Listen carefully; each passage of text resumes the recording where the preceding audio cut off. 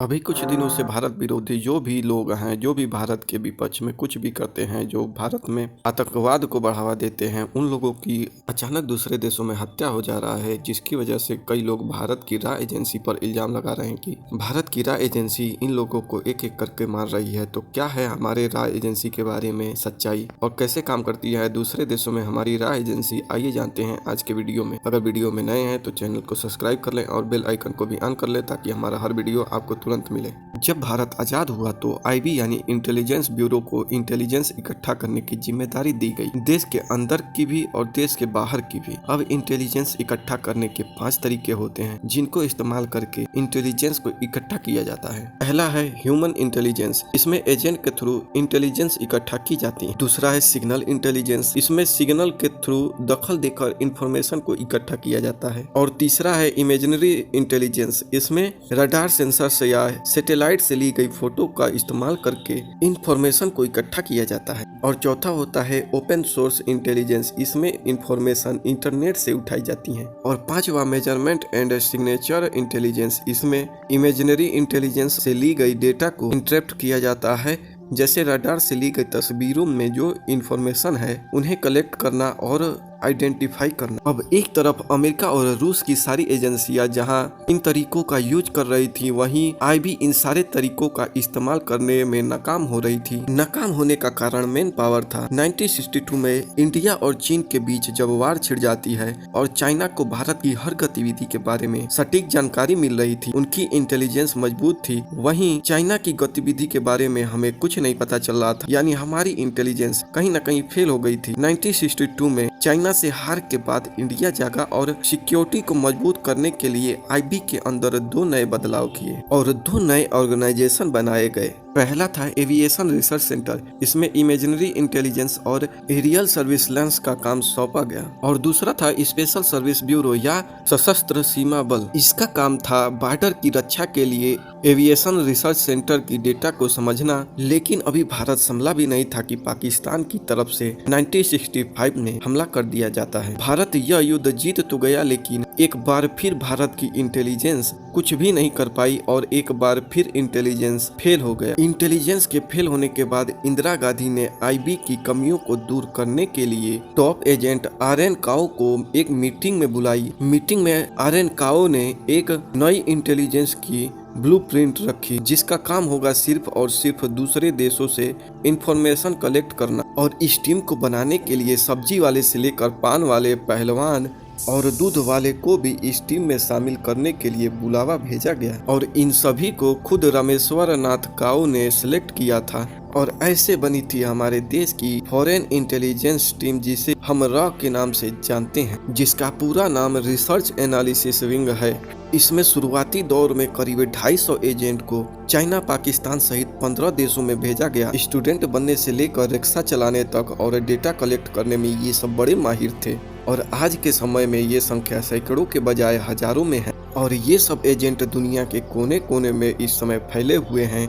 और इस एजेंसी को बनाने का श्रेय केवल आर.एन. काओ को जाता है। आर.एन. काओ को 1971 के बांग्लादेश लिबरेशन वार इनके कारनामों ने इन्हें जासूसी की दुनिया का बादशाह बना दिया था। जनरल सेम मानिक शाह के साथ मिलकर इन्होंने बांग्लादेश के लोकल को हथियार दिया और बांग्लादेश के लोकल पाकिस्तान के खिलाफ लड़े और अपने देश को आजाद कराया। और जनरल मानिक शाह को आगे चलकर भारत का पहला फील्ड मार्शल भी बनाया गया। यह इंडियन मिलिट्री की सबसे पोजीशन है। 1974 में ये सब पूरी तरीके से बदलने वाला था। भारत इस साल अपना पहला न्यूक्लियर टेस्ट कंडक्ट करने जा रहा था और इस प्रोजेक्ट को लीड कर रहे थे एपीजे अब्दुल कलाम। इन्होंने रा को इस प्रोजेक्ट की सिक्योरिटी और सिक्रेसी मेंटेन करने के लिए एक प्रपोजल भेजा। और जब भारत ने इस न्यूक्लियर टेस्ट को किया ना, रा ने सिर्फ इसे दुनिया की नजरों से बचाया, बल्कि CIA जैसी पावरफुल एजेंसी को भी चकमा देने में कामयाब हुआ। कि कामयाबी के बाद जब बहुत सारे देश भारत पर भड़क उठे तो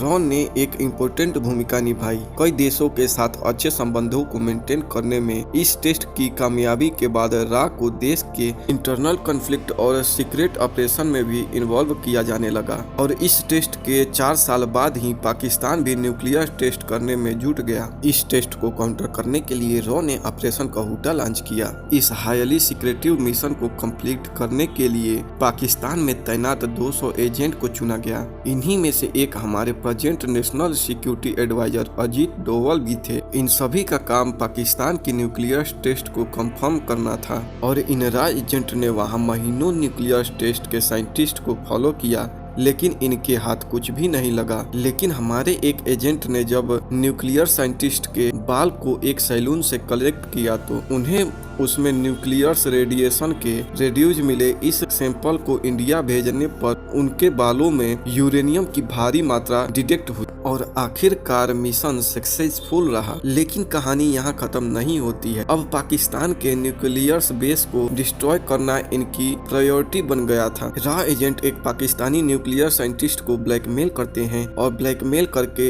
इन इम्पोर्टेंट न्यूक्लियर साइट ब्लूप्रिंट निकलवा लेते हैं और इनकी नेगोशिएशन इतनी अच्छी रहती है कि वो साइंटिस्ट हमारा एजेंट भी बनने को तैयार हो जाता है। इसके लिए उसने 7 लाख रुपए और पाकिस्तान से सेफ एग्जिट की मांग रखी थी। अब एक तरफ जहां पाकिस्तान में ये सब चल रहा था, वहीं दूसरी तरफ हिंदुस्तान में बहुत कुछ बदल चुका था। अब मोरारजी देसाई प्रधानमंत्री बन चुके थे। मोरारजी देसाई और इंदिरा गांधी के बीच टकरार चल रही थी। मोरारजी देसाई को लगता था कि रॉ का इस्तेमाल इंदिरा गांधी उन पर नजर रखने के लिए करती हैं, इसलिए उन्होंने रॉ को रिस्टेन करना सही समझा। 2 करोड़ का सालाना बजट जिसमें करीब 300 एजेंट ऑपरेशन कर रहे थे, उसमें से 30% घटा दिया गया। अब ऐसे माहौल में ब्लूप्रिंट की रिपोर्ट पीएम को chief of raw KS. Nair ने पहुंचाई और सरकार से 7 लाख रुपए की मांग करी ताकि उस साइंटिस्ट को पैसा देकर ब्लूप्रिंट लिया जा सके। लेकिन 7 लाख रुपए तो दूर, उन्होंने के.एस. नायर को दूसरे देश के इंटरनल अफेयर्स से दूर रहने को कहा। गवर्नमेंट के इस नेग्लिजेंस से डिसअपॉइंटमेंट होकर के.एस. नायर ने अपनी पोस्ट से कुछ ही दिनों के बाद रिजाइन दे दिया। और जब पाकिस्तान में सक्सेसफुल हो रहे रॉ एजेंट को यह जानकारी मिली तो वो हैरान हो गए, पर उन्होंने हार नहीं मानी और रॉ ने अपनी कोशिश जारी रखी। पर उस समय जो भी हुआ उसको लेकर बहुत कुछ अफवाहें भी हैं। ऐसा कहा जाता है कि मोरारजी देसाई ने बातों ही बातों में उस समय पाकिस्तान के राष्ट्रपति जियाउल हक से रॉ के संबंध में जानकारी शेयर कर दिए थे। मोरारजी देसाई को रॉ पर भरोसा नहीं था। उनको लगता था कि रॉ इंदिरा गांधी के लिए काम करती है। अब इसका नतीजा यह निकला कि रॉ का जो स्ट्रांग नेटवर्क था पाकिस्तान में, वो पाकिस्तान के आर्मी ने ध्वस्त कर दिया। ऐसे ही एक रॉ एजेंट थे रविंद्र कौशिक, जो एक्टिंग की दुनिया में स्ट्रगल कर रहे थे। इनके हुनर को देखकर रॉ ने इन्हें ट्रेनिंग दी और पाकिस्तान की एक यूनिवर्सिटी में एडमिशन कराया और आगे चलकर इन्होंने पाकिस्तान की आर्मी को ज्वाइन कर लिया और मेजर की रैंक तक हासिल की और पाकिस्तान की कई सारी सेंसिटिव इंफॉर्मेशन जैसे कि अटैक प्लान का इंफॉर्मेशन इंडिया को भेजने लगे। पाकिस्तान में इन्होंने यह किरदार 8 वर्षों तक निभाया।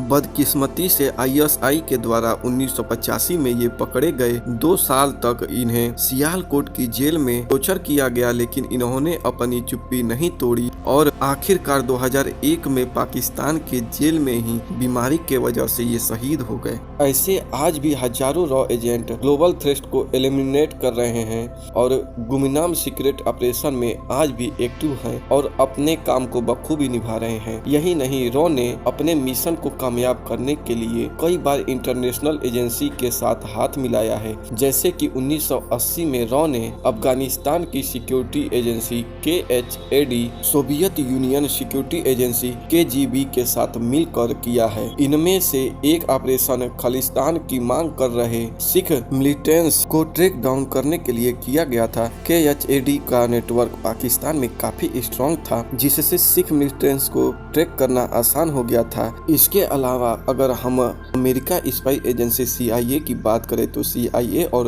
रॉ के रिलेशन रॉ की स्थापना से भी पुराने हैं। लेकिन अगर एक्स रॉ एजेंट की माने तो यहाँ गेम कुछ और ही है। जैसे कि CIA या और कोई एजेंसी जो हमारे अलायंसेस थी वो हमारे खिलाफ भी हो सकती हैं, क्योंकि हर इंटेलिजेंस एजेंसी केवल अपने देश के लिए काम कर रही है और दुनिया में कोई भी देश किसी भी देश का सगा नहीं हो सकता है। और यही अगला सुपर पावर बनने की होड़ में सभी देश एक दूसरे की कमजोरी ढूंढने में लगे हुए हैं और इसके लिए सबकी पसंद स्पाई वर्ल्ड का एक ऐतिहासिक कैंपेन साई वार यानी साइकोलॉजिकल वार। इसका मतलब है कि किसी देश को अंदर से तहस नहस करना या दुश्मन के दिमाग के साथ खेलना, और इसके बहुत सारे एग्जाम्पल हम बीते कुछ दिनों से देख रहे हैं। जैसे कि 2017 का इंडिया चाइना स्टैंड ऑफ तो हुआ कुछ ऐसा कि 18 जून 2017 को इंडियन आर्मी के 270 जवान 2 बुलडोजर लेकर सिक्किम बॉर्डर क्रॉस करके डोकलाम में चले गए। ये था ऑपरेशन जूनिपर। अब हम डोकलाम की बात करें तो ये क्षेत्र भूटान का है, लेकिन चाइना के पीपुल्स लिबरेशन आर्मी यहाँ पर रोड बनाने के लिए काम शुरू कर दिया था। तब से ही इंडिया और चाइना के रिलेशन में टेंशन इंक्रीज होते जा रहे हैं। बात तो यह है कि चाइना और पाकिस्तान में बढ़ रही नजदीकियों की वजह से भारत के लिए दोनों तरफ से खतरा बढ़ता जा रहा है। इसकी वजह से ही रॉ एजेंट का चाइना और पाकिस्तान में ऑपरेशन करना काफी मुश्किल हो गया है। साई वार का दूसरा एक्सपेक्ट है दुश्मन देश में कॉन्फ्लिक्ट खड़े करना, ताकि दुश्मन देश के अंदर कॉन्फ्लिक्ट हो और बिना गोली चलाए ही दुश्मन देश का खून बहे। इसमें हथियार भी हमारा होता है और निशाना भी हमारे अपने ही होते हैं और नुकसान भी हमारी अपनी प्रॉपर्टी ही होती है। इसके कुछ बड़े एग्जाम्पल जैसे कश्मीर के कॉन्फ्लिक्ट, इन्हीं को इंसर्जेंसी या विद्रोह मोर्चा भी कहा जा सकता है। इनका इकलौता मकसद होता है दुश्मन देश में कॉन्फ्लिक्ट खड़े करना और अशांति फैलाना, और यह तब होता है जब लोग किसी नई चीज को नींव देते हैं और अत्यधिक हिंसा का सहारा लेते हैं। ऐसे ही कई छोटे बड़े इंसर्जेंसी को रॉ ने हैंडल किया है, चाहे वह मिजोरम और पंजाब की 1980 की इंसर्जेंसी हो या हाल ही में हो रही जम्मू कश्मीर की इंसर्जेंसी हो, जो कि 2019 में जम्मू कश्मीर से धारा 370 हटने के बाद से हाथ से जाने लग रही थी और टेररिज्म अपनी चरम सीमा पर था। इस पर एक्स रॉ चीफ AS दौलत ने मस्क्यूलर पॉलिसी की जगह लॉन्ग टर्म सोल्यूशन ढूंढने की सलाह दी, और तब से रॉ ने IB जैसे इंटेलिजेंस से मिलकर वहां पर 65% टेररिज्म को डिक्रीज किया है। अभी हाल ही में होम मिनिस्टर अमित शाह ने टेररिज्म के डिक्रीज होने का कारण जीरो टॉलरेंस की पॉलिसी को बताया है।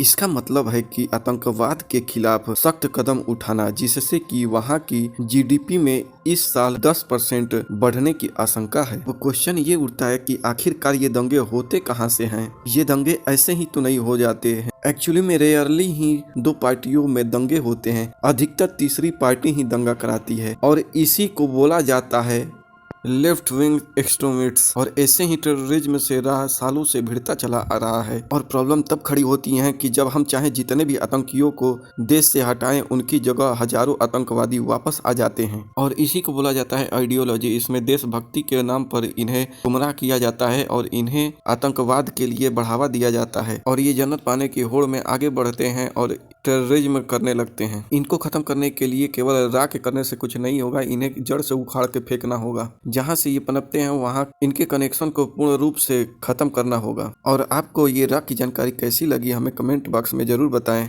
चैनल पे नए हो या पुराने सब्सक्राइब जरूर कर लें।